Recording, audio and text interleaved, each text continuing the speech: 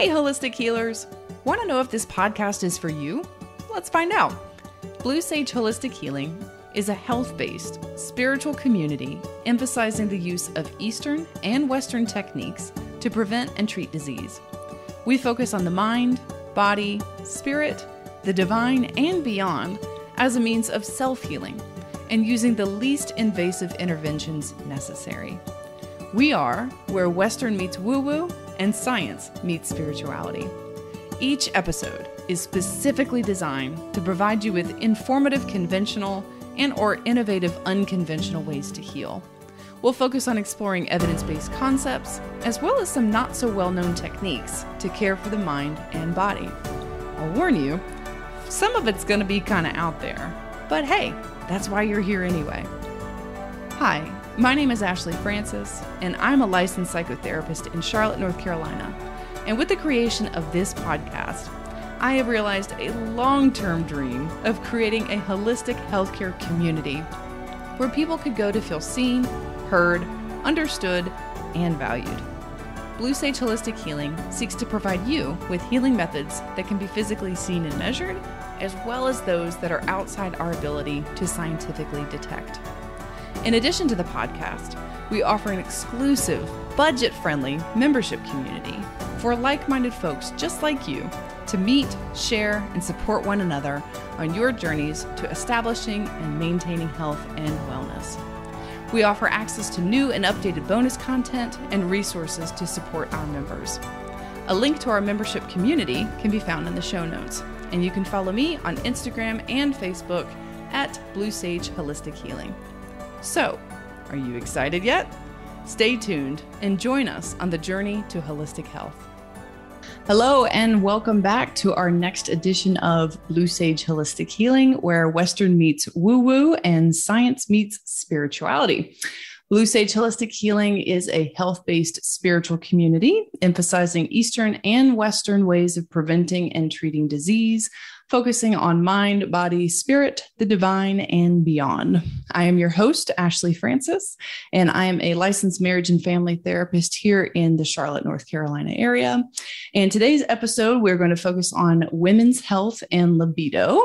And I have a very credentialed and decorated guest with me today. Her name is Dr. Deb Matthew. And you also go by Dr. Deb as well, right? Okay.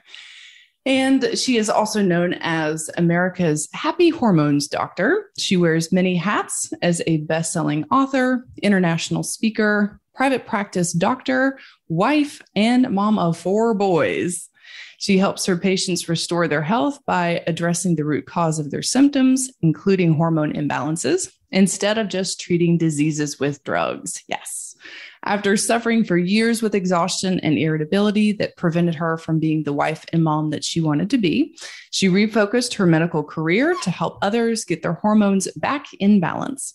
Dr. Deb combined her background in medicine with her interest in fitness and nutrition to create a complete medical wellness approach using scientifically based treatments to help her patients restore their energy, libido, mood, and memory, as well as lose weight and discontinue many of their prescription medications. As a leader in this field of medicine, Dr. Matthew has proven her level of knowledge repeatedly. She is a diplomat of the American Board of Anti-Aging and Regenerative Medicine and the American Board of Integrative Medicine. In her role as an oral board examiner for the ABAARM, yes, I nailed that. She tests other doctors to see if they have the knowledge to become certified as a specialist in this area. She's presented lectures about hormone therapy to forward-thinking medical doctors across the U.S. and around the world in places like Bangkok, Bali, and Dubai, and has had the honor to speak at Harvard, where she shared the stage with Suzanne Summers. As president of the North Carolina Integrative Medicine Society, she helps support integrative functional medicine practitioners in the community and has a goal of shifting the standard of care in medicine towards creating wellness. And Dr. Deb is the owner of Signature Wellness here in Charlotte with 2 locations, one in Charlotte, one in Belmont. And we actually met at a networking meeting probably last year, I think it was. Yeah. And I just fell in love with what you had to say. I thought it was very interesting and, of course, right up my alley. And information that could help my clients. So I reached out to her, and she was kind enough to have a conversation with me, and then invited me to come to her practice, where I got a tour of the facility and also got to be introduced to the staff. And it was a great experience. So welcome, Dr. Deb. Thanks so much for being here. Well, thank you so much for inviting me. Yeah. So let's go ahead and dig in. I want to know a little bit about your background and how you got interested in this type of work, and how does it affect the types of relationships you have with your patients and ability to do the work that you want. Well, my story is that when I went to medical school, I actually originally trained to be a pediatrician. And I was perfectly happy doing that at the time, except in my own life, I didn't feel good.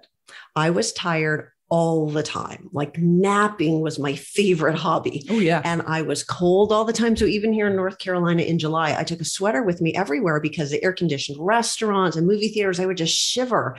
And the refrigerated sections of the grocery store were just the worst. Mm-hmm. And, at that time, we didn't have, in Sam's Club and Costco, they have those refrigeration rooms now. So I would never have made it out of there alive with my blueberries. I would have been frozen on the floor, and you would have had to step over me. So I was cold all the time. I was tired all the time. I had dry hair. I didn't feel good. I didn't understand why. There was nothing in my medical training that helped me understand what was going on with me. And eventually things got even worse because my mood changed. And I went from being a really calm person to having these mood swings. And I remember when it was my 10th anniversary, my husband and I were out for dinner. And we were enjoying this lovely, dinner and a glass of wine, and we had a babysitter, and everything was great. And just out of the blue, I looked across the table at him and thought, who is this barbarian that I married? And what on earth was I thinking? And, I didn't know where these crazy thoughts were coming from, because he's a great husband. He's a great dad, but something was not normal about me. And I didn't understand what was going on. And I started flying off the handle at my kids way too often too. And then I'd feel so guilty for being like the worst mom ever for always shrieking at my kids. So what changed for me is my husband found a book that was written by Suzanne Somers. And on the back cover, they have the bullet points of what's included in the book. Yeah. He saw all these symptoms that I had. He recognized me. And so he brought me this book and suggested that I might want to read it.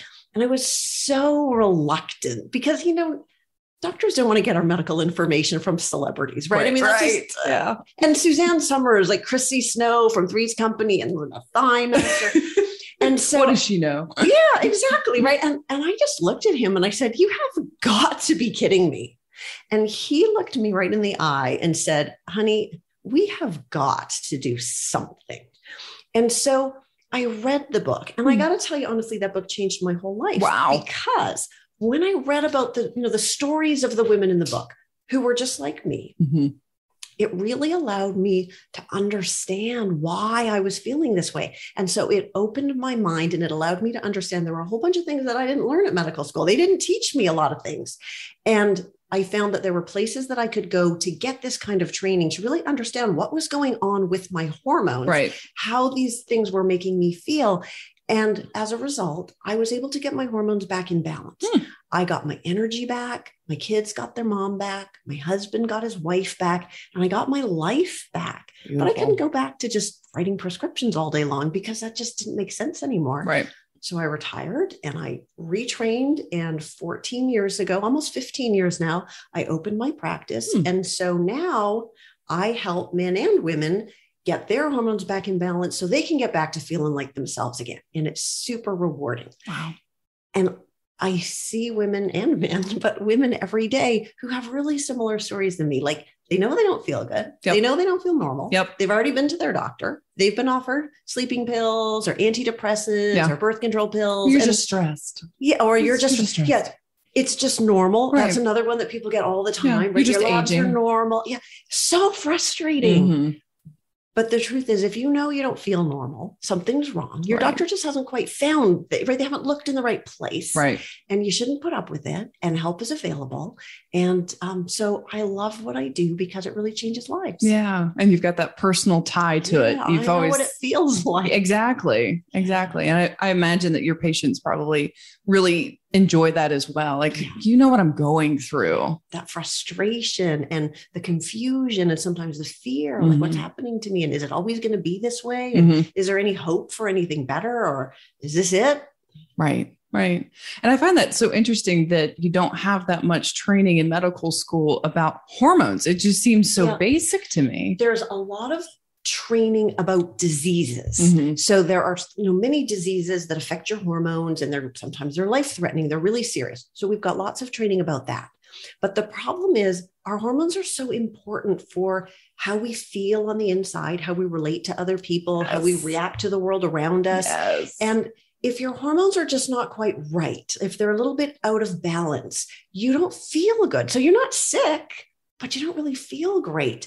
And when you look for the words to describe how you feel, you're sad, you're depressed, your mood is flat, it sounds like depression, right? Or it sounds like anxiety. Right. And so we've got pills for that, and your doctor's happy to write a prescription for it. But if the underlying problem is really your hormones, then those medicines don't really do the job, and you end up with the side effects, or they just, they don't help. And there you are. Right. Right. Yeah. It makes me think of when my clients come to see me, and I hear a lot of the typical symptoms of, I've got mood fluctuations and I've got cravings and all of the things that are associated with hormones. They're thinking that it has to do with depression or anxiety, right? Because they're coming through looking into that lens. But that's one of my go-tos is my first question is, where are you in your cycle? Because it just kind of takes us back to, let's look at that. We need to look at what is happening biologically and naturally in our bodies first before we jump to a conclusion that, oh gosh, it must be some sort of medical or mental health condition. That's right. Yeah. Yeah. All right. So I want to talk a little bit about birth control and how it affects libido in particular. Does it change when the person goes off of birth control, and how does it affect mood and interest in sex? Yeah.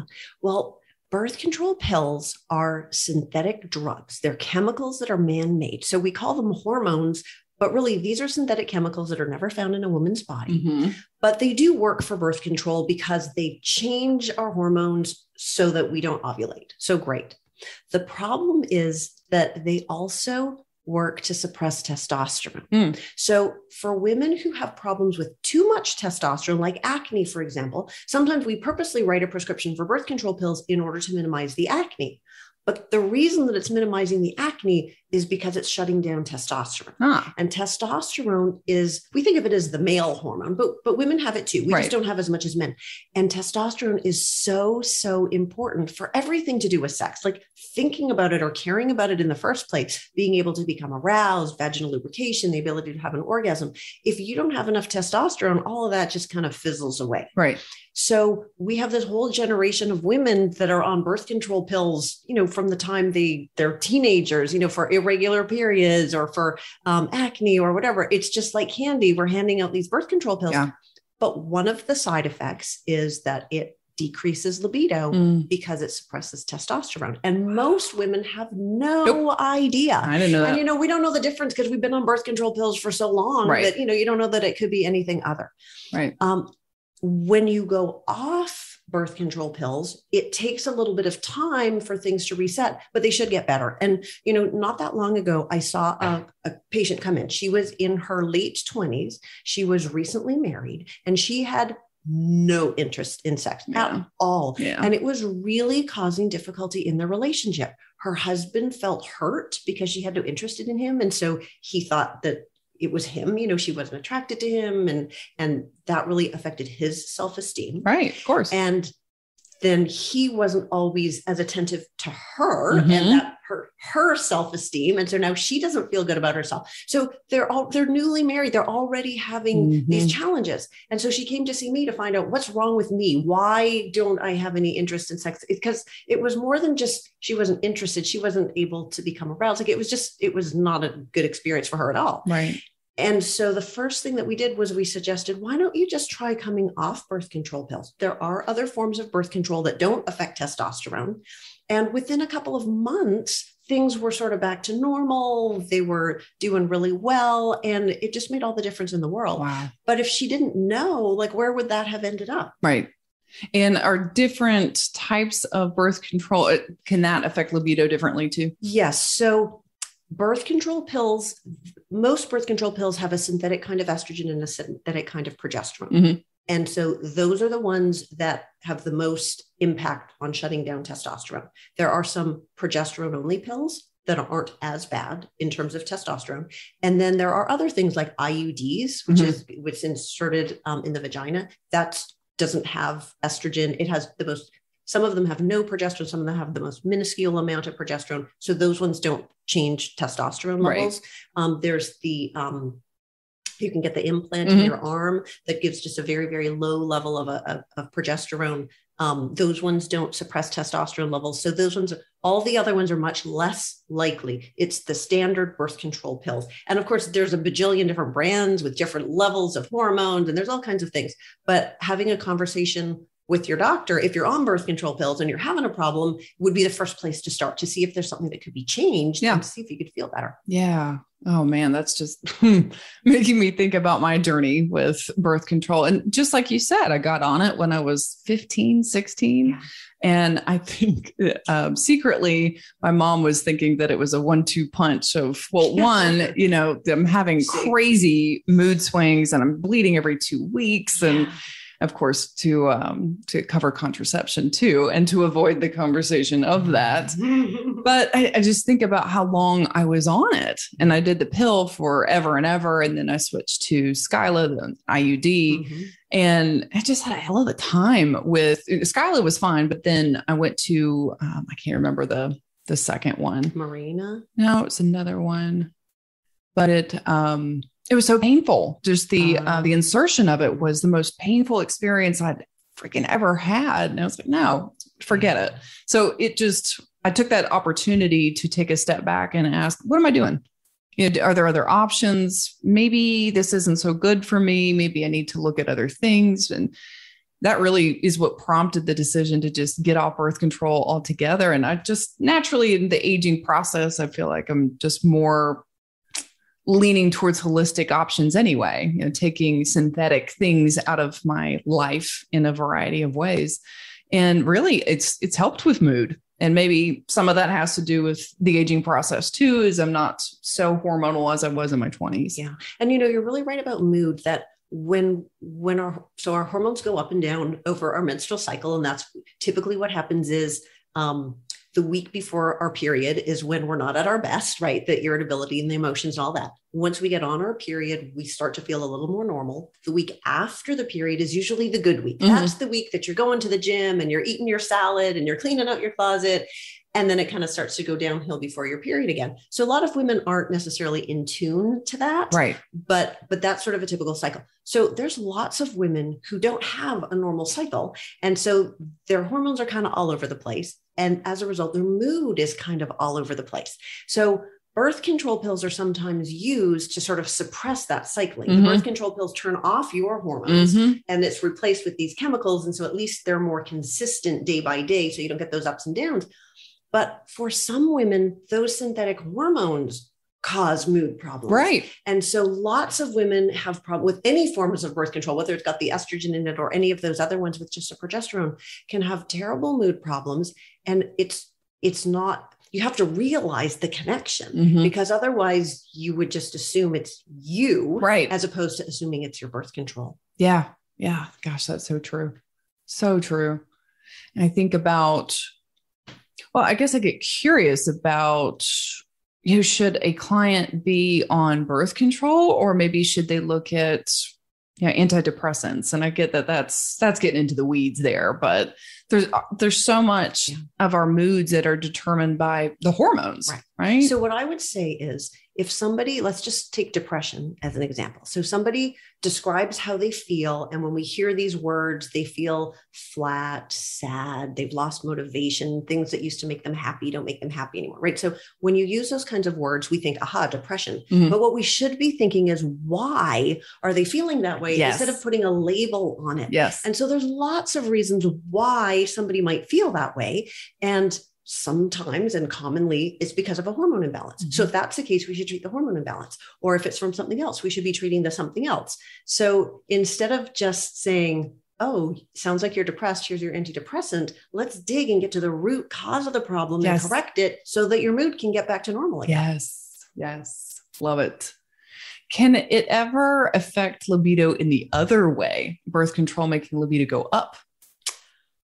I don't think I'm not aware. I can't think of any circumstances where birth control would make your libido go up. Right. That might be popular, but I'm not aware of any ways that can happen. Right. Right. No, hormone replacement can. So for women who are starting to get into the perimenopausal time of their life, so kind of once you get past 35 and you're starting to tippy-toe your way towards menopause, which is usually around 50, that kind of time period, it's like puberty in reverse. Right? Your hormones are kind of shifting down. One of the really common things that we see is a decrease in testosterone.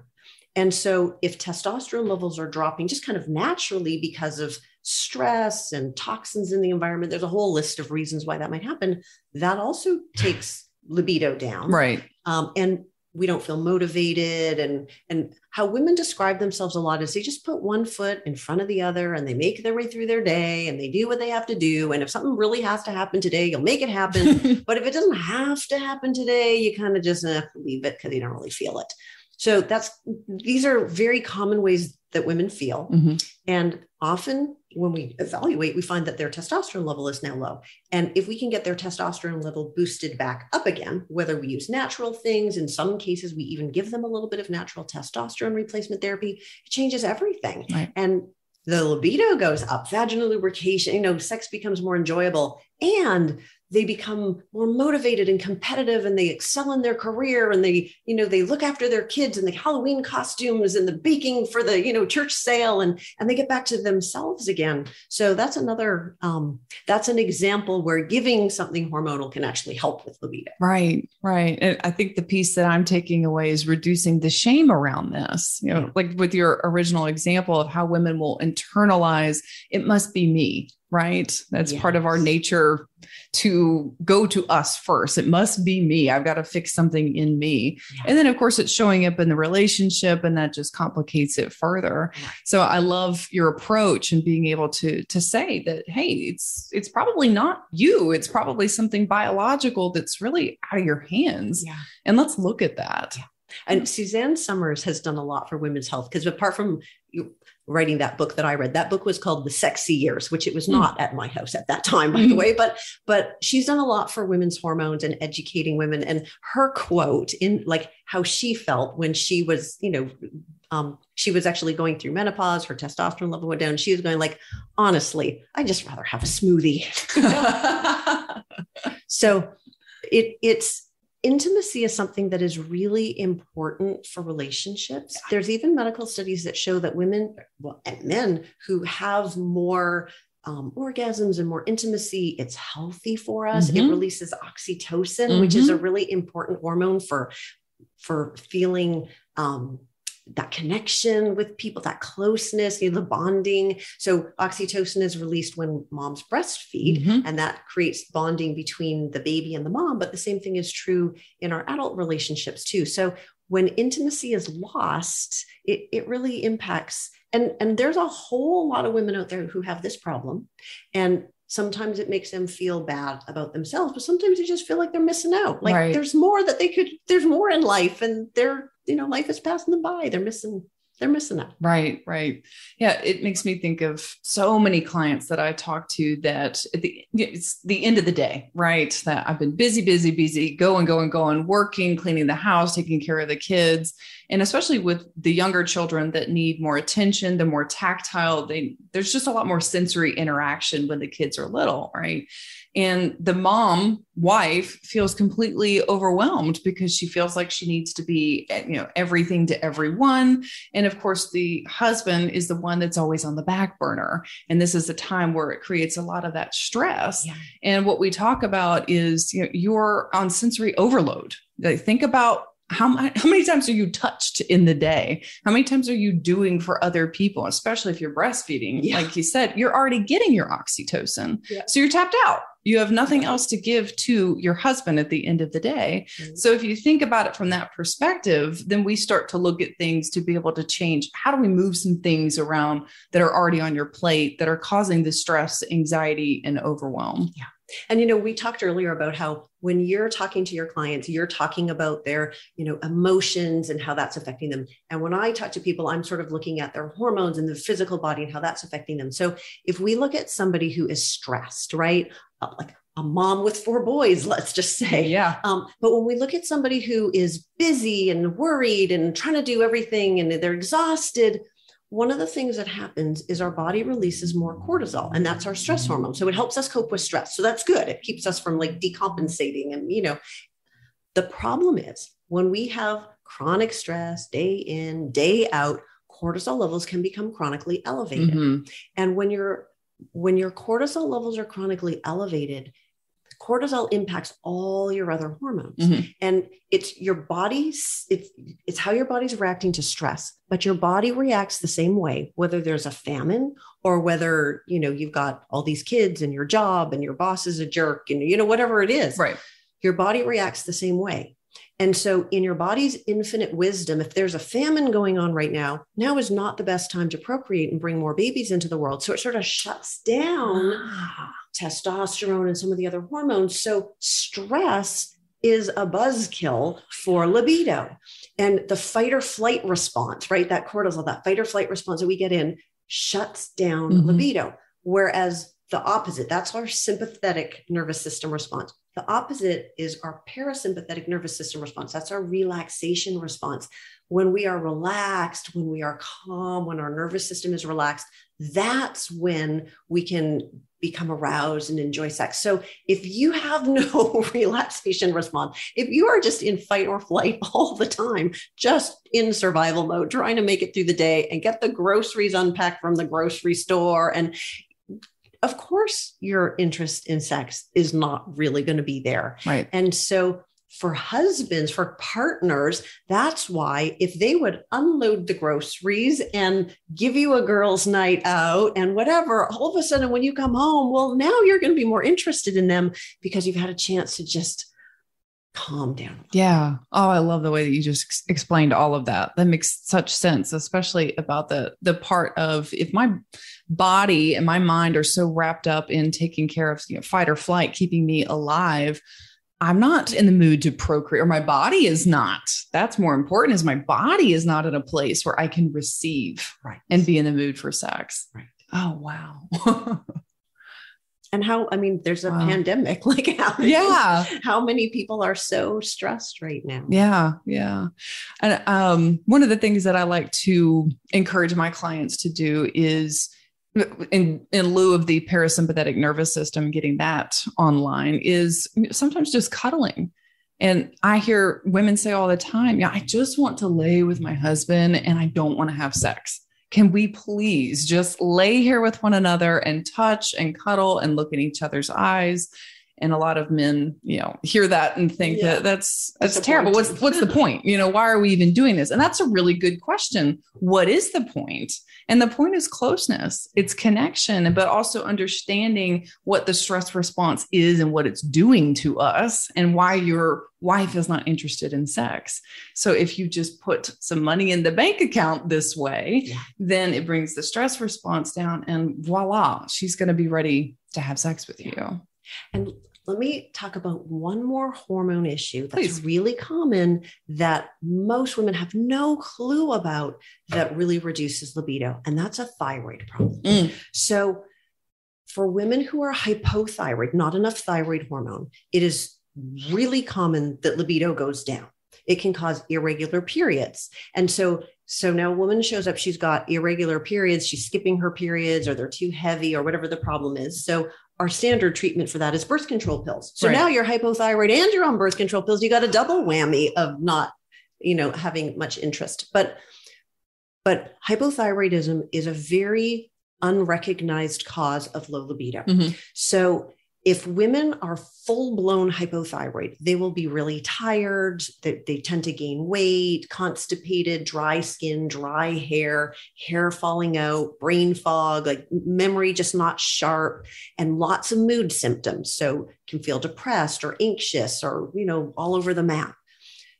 But these are all very non-specific symptoms. Mm-hmm. It's when we put the pattern together. Yes. And, you don't have to have all of those symptoms. Yes. But so many women will look at this list of symptoms and go, okay, I'm cold, I'm constipated, I'm tired, I can't lose weight no matter how hard must be my thyroid. Right. So then they'll go into their doctor and they'll say, hey, can you check my thyroid? And most doctors will do that. They check a standard test called TSH, thyroid stimulating hormone. And then so often it comes back normal, mm-hmm. and you're just told you're normal. And so then you're sitting there going, okay, but I'm tired and I'm cold and I'm constipated in my hair. Like, what's wrong? But how we're trained in medical school is if that lab test TSH is normal, then you're normal. And maybe you're depressed or you need to go exercise, mm-hmm. or, you're lazy or whatever. So the truth of the matter is there is a whole list of reasons why your thyroid hormones might not be working well, mm-hmm. even if that standard screening test is normal. So one of the explanations can be maybe it's normal, but not optimal. Like maybe you're, 2 seconds away from falling off the deep end and it's just landed barely in the normal range. But if you were, way at the other end of the normal range, you would feel better. So that's one possibility, is it's not optimal.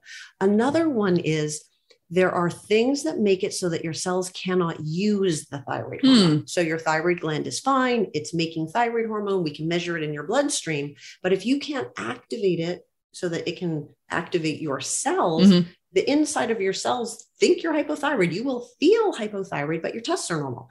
And some of the reasons for this to happen is if you're stressed, mm-hmm. and your cortisol is up, if you have too much inflammation, if you've got digestive problems, if you're deficient in certain common vitamins or minerals. And so a lot of women have a little bit of this and a little bit of that and a little bit of that one, so that their thyroid hormone is just not working good. They don't feel good, but that darn screening test is normal and they're told everything is normal. And that is so frustrating. Right. And I talk to women every day who were sure it had to be their thyroid. Like, how can it not be their thyroid? And yet the lab tests all look normal. And lack of libido is one of the really common things that they experience, because of course they're just exhausted and cold, right? So when you're low in thyroid, you don't get enough blood flow to all the nooks and crannies. So your hands and feet are cold, but you need enough blood flow to all your personal parts too, in order to become aroused. That makes sense. And so low thyroid affects that. So my reason for feeling bad way back in the day was that I was low in thyroid. I had hypothyroidism, and I did get diagnosed eventually after years. But for 10 years, I was hypothyroid on the thyroid medicine, mm-hmm. and my lab test was normal, mm-hmm. but I felt exactly the same. I was still tired and I was still struggling, and I didn't feel any different because that thyroid pill that they were giving me wasn't working for me. And I didn't understand that I had these other problems, the cortisol and the vitamin deficient, the things that were making it so that I couldn't use the thyroid hormone in my pill. Right. And so it wasn't until I learned how to practice medicine this way, I read that book and I found out there's all these other nutrition and hormone things going on.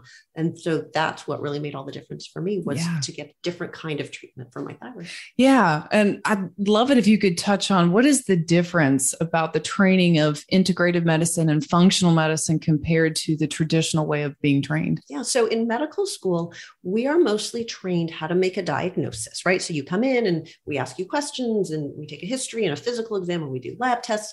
And we're trying to answer the question, what is the diagnosis? And in order to treat you, we need a diagnosis because we need to know what we're treating. Mm-hmm. So maybe it's rheumatoid arthritis or high cholesterol or insomnia or depression. But once we figure out what is wrong with you, then we look up in our little book, what's the best pill to treat you with? Or what surgery do you need? Right. In functional medicine, what we are doing is we are looking inside your body to understand how things are functioning. So we want to know which are the parts of you that are doing a good job and which are the parts that aren't, so that we can try to fix those things. So we're really trying to get to the root cause of why you're having symptoms, so that we can treat the root, the symptoms will go away and you don't need the drugs. So instead of stopping at answering what is the diagnosis, we want to know why right. do you have these symptoms? Right. Yeah. And that's just common sense, right? Like when you go to the doctor, you would think. That's exactly what you think you're getting. And so that's why when we as doctors learn about functional medicine for the first time, it's like, mind is blown. Like, oh my gosh, that's why I went to medical school. Why didn't they teach me that? Right. Like we honestly, we feel like we kind of got ripped off. Yes. But all the other regular doctors out there, because I was a regular doctor too, they just don't know. They in good faith want to help you. They are doing what they're trained to do. And, if you are in the middle of having a heart attack, or if you've just been in a car wreck and, you've got a compound fracture and your thigh bone is sticking out of your leg, don't call me. That's not what I do, right? Like we have really good doctors who can save you and do surgery. Like there's all sorts of things that medicine is really, really good at. But these things where you're not really sick, but you don't really feel good, medicine is not good at that. Yeah. Yeah. And I like the distinction that you're making too. Like what I heard was the traditional model is looking for what's wrong with you. And from a functional or integrative perspective, it's, well, yeah, we care about what's wrong with you, but what's also going right with you, what's functioning well. Yeah. And that's where I think that word holistic really comes into play here, because you're not your disease, you're not your pathology. That just happens to be a piece of what's going on. So when I look at somebody, let's say they come in and they're complaining of low libido. We always want to look at the whole person, and we're considering 4 pillars of health. So we're thinking about your hormone balance, but we're also thinking about gut health, because the bacteria that live in your gut, how well your digestive tract is able to absorb your vitamins and minerals, whether you're eating foods that are causing hidden reactions and inflammation on your insides, all of those things are stresses on your body. And then that causes cortisol to go up to help you cope. And then that knocks your other hormones out of whack. So gut health is really important for healthy hormones. And some of the hormones, especially estrogen, has to get processed properly in your gut so that you don't end up having problems from estrogen. So we look at hormones, we look at gut health, we look at toxins in the environment, because we're all exposed to thousands of chemicals every day. Many of those chemicals are hormone disruptors. Many of those chemicals cause so much thyroid problems and female problems like menstrual irregularities and infertility and insulin problems, right? Blood sugar issues. So many toxins cause hormone problems. Low testosterone in men is often from toxins in the environment. Also, those toxins kill off the good, healthy bacteria in your gut, or they trigger your immune system. So you develop hidden food sensitivities. So it's all kind of intertwined. Right. And then the fourth piece of this, there's hormones, gut health, toxins, and your lifestyle habits. Because getting enough sleep and drinking enough water and eating your vegetables and moving your body, those things are so, so important to your overall health. And there's no vitamins that can compensate for a bad diet. But the challenge is, when you are exhausted and when you have no motivation, it's so hard to chop your broccoli and lace up your sneakers. And so it's really a kind of a two-way street. So where we really get our best results is if we wrap our arms around the big picture and we look at the whole person, address all of these factors together, because they all affect each other. Yeah. And so that's where we can really restore wellness and really get the best results. Yeah. Yeah. I love it. Love it. Another thing I wanted to talk about was pelvic pain. What do you think are the most common causes of pelvic pain? What can we do about it? And maybe even some relationship issues related to sex and libido that you see? Sure. So there's, just like any back pain, any other kind of pain, there's a whole list of things that can do it. So sometimes things like traumatic childbirth can cause like muscle issues afterwards, or stretched ligaments. So there can be physical anatomic problems. There can be emotional problems that cause like muscle spasms and things. So, as soon as anybody comes near you, you just tense up. And so that any kind of touch hurts. Right.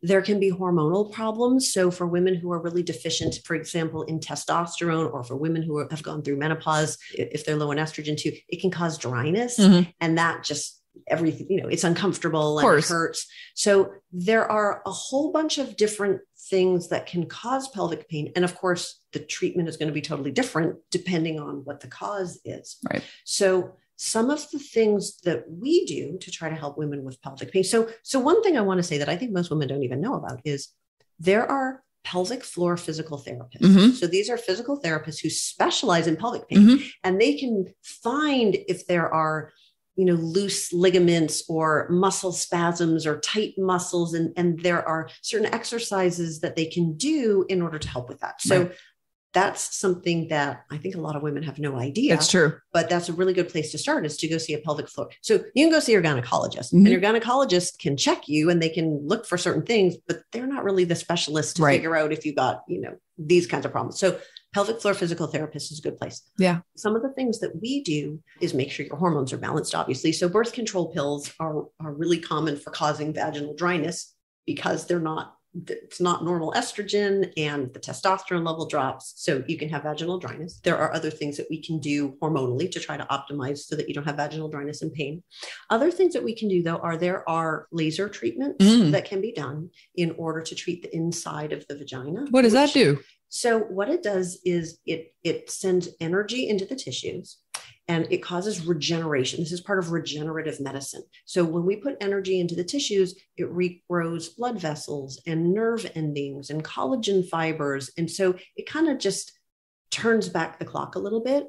It's also really great for women who have some stress incontinence, like urine leakage, if you cough or sneeze or run. So especially after you've had a baby, things aren't quite the same anymore. And so sometimes, if you try to go for a run, you get issues, and it sometimes is bad enough that it really limits women's exercise. Works really great to prevent that too, right? To fix that.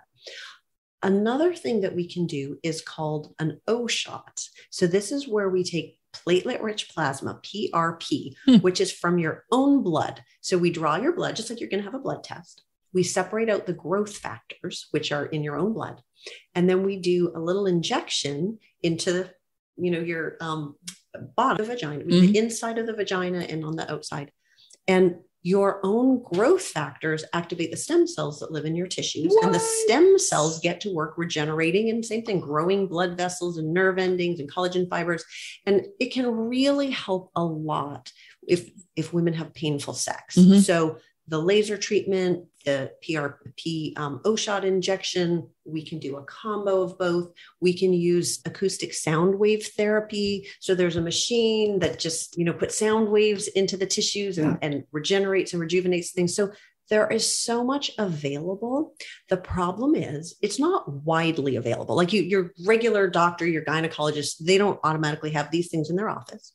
They are not covered by health insurance. Right. So this is, out of pocket expense, but it can be really transformative. Yeah. And so I really want women to know that if they have pain, there are solutions, and, you don't have to live with it, because before we didn't really have any treatments. Like you could go to your gynecologist. They can do things like if your bladder is, prolapse or kind of hanging down, you can have surgery and they'll tack it back up again, but that's kind of a big deal. Right. And if that's not the cause of the problem, there's not really other surgeries for most other things. So what we're left with is we give you pills, we give you pain medications or antidepressants or muscle relaxants, Band-Aids. And, but there really are solutions. Yeah. And I can absolutely attest to the physical therapist that specializes in the pelvic floor area. There's one here in Charlotte that I'm actually going to be interviewing next month, I think. So a little plug there.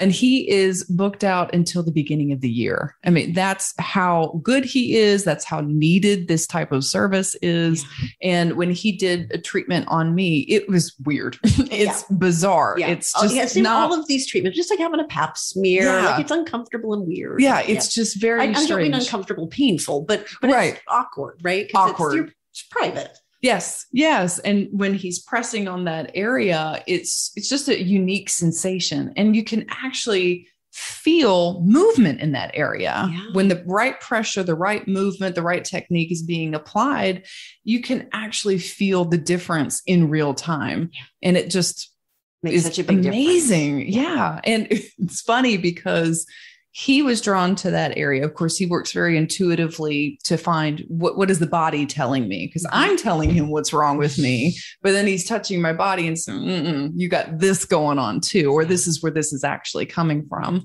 So I had that experience with him. And then another experience with a massage therapist who also works pretty intuitively as well. And lo and behold, he's moving to my pelvic area. So this is something I'm in process with, is one, just understanding it, but two, having that verification that I have trauma there. I don't know what it is yet, but at least I've been able to identify that I've got issues there that help to explain some of the pelvic pain that I experience. Yeah. It's fascinating stuff. It is. Yeah. Okay. So also curious to know, what are some of the lesser known treatments for low libido? And is it physical, emotional? What do you see? So for women, so much of our libido comes from between our ears, right? Mm-hmm. So much of it's in our brain. So much has to do with reducing stress, feeling comfortable with your partner, all the emotional things. So that's really, really important. And if you have a partner who makes you feel bad, or if you don't feel good about yourself or your body, like all of those things need to be addressed, which is why somebody could come to somebody like you to help work through those kinds of issues.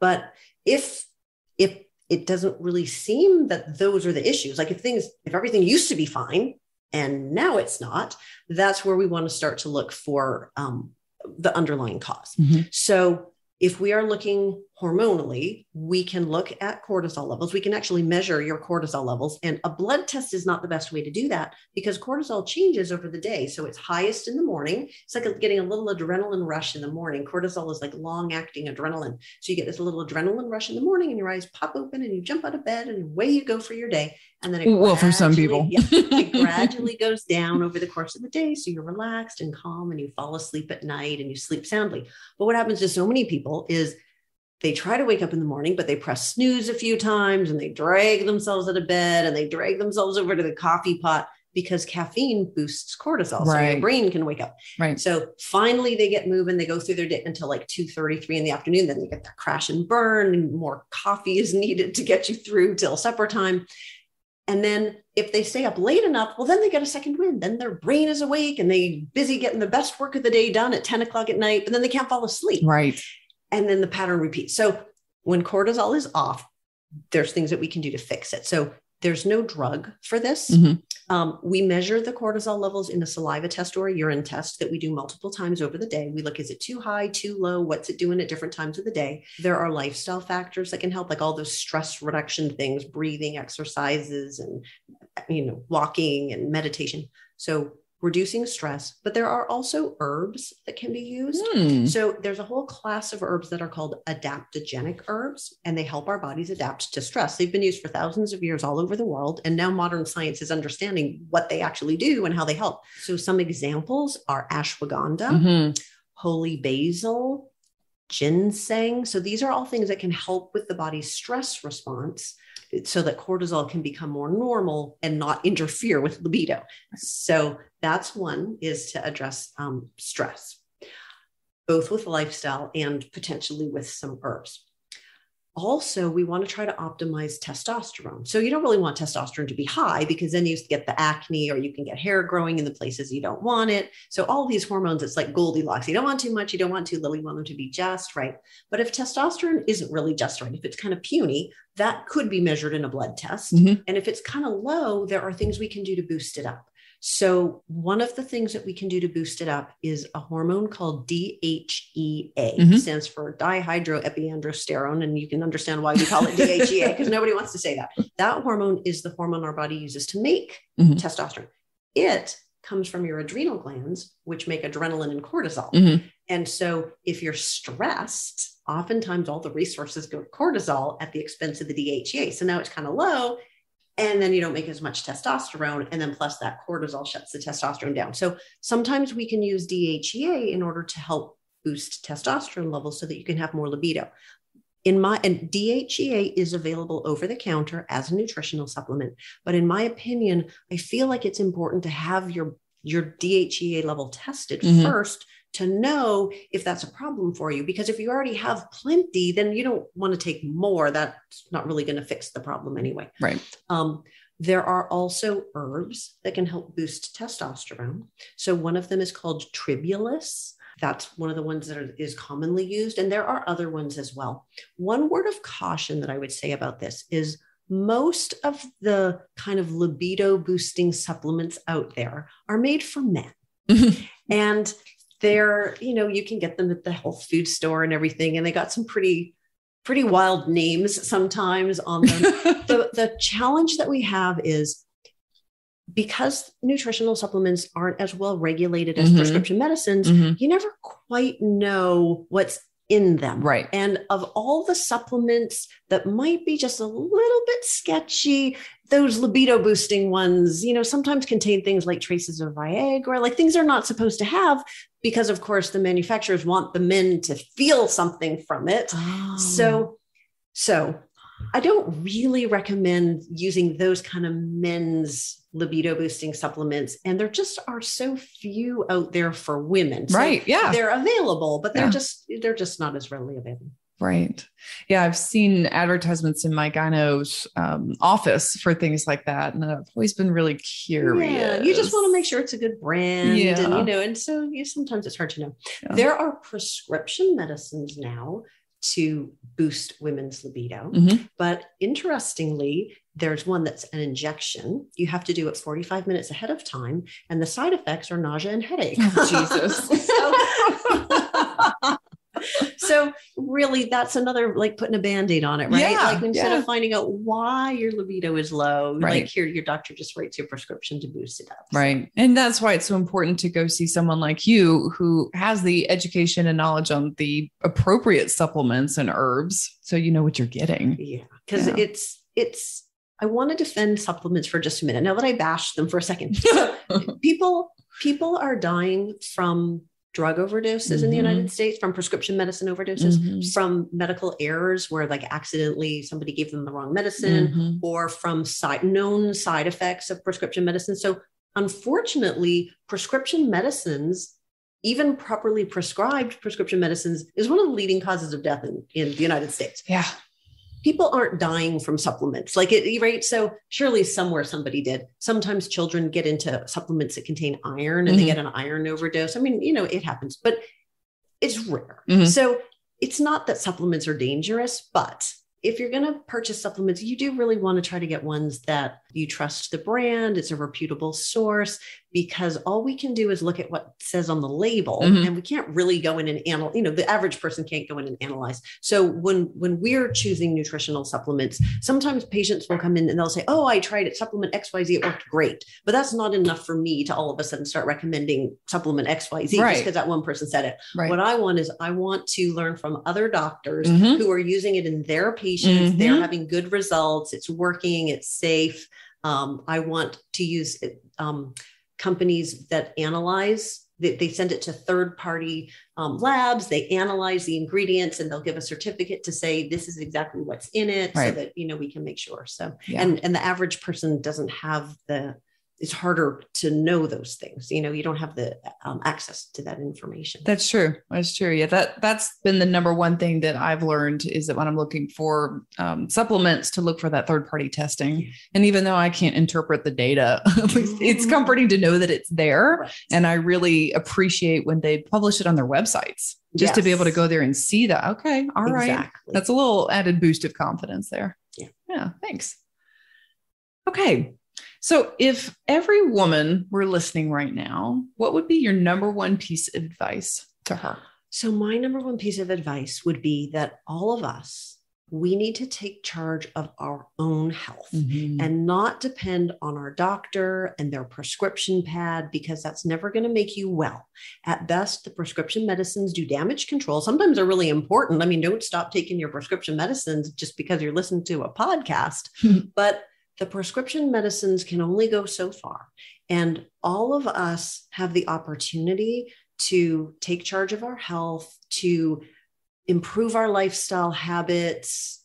There's so much that we can do to help reduce stress, change our mindset, feel gratitude, go for a walk.